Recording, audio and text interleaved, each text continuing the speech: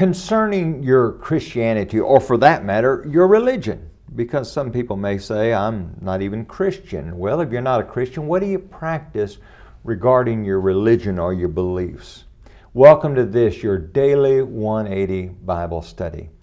We're continuing our study entitled The Joy of Faithfulness.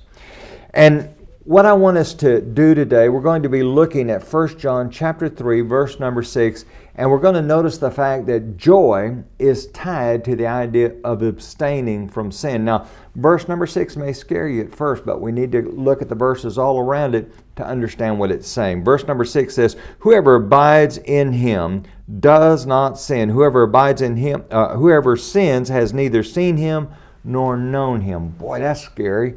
Because you see, the reality is there's sin in my life. And there's sin in your life. And you might deny it and say, no. But you remember 1 John chapter 1, verse 8? If you say that you have no sin, you lie and the truth is not in you. Well, how do we reconcile this? Well, the very next verse helps us. We're going to look at the next verse and then we're going to back up and look at some other verses.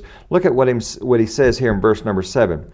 Little children, let no one deceive you. He who practices righteousness is righteous, just as he is righteous. What is the practice of your life? What is it that you're aiming for in your life?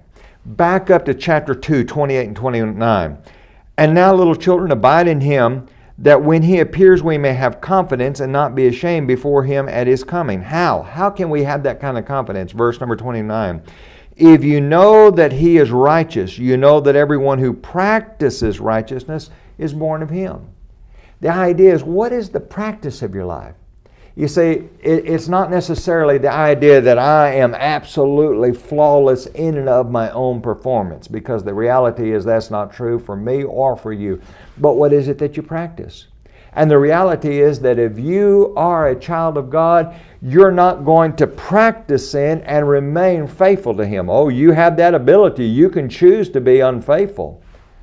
But if you're going to be faithful, you're going to be endeavoring to practice righteousness. Those who practice sin, you don't know him.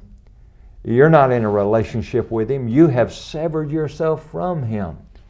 So what is it that you're going to practice in your life? If you want real joy, you need to practice faithful adherence to the righteousness of God.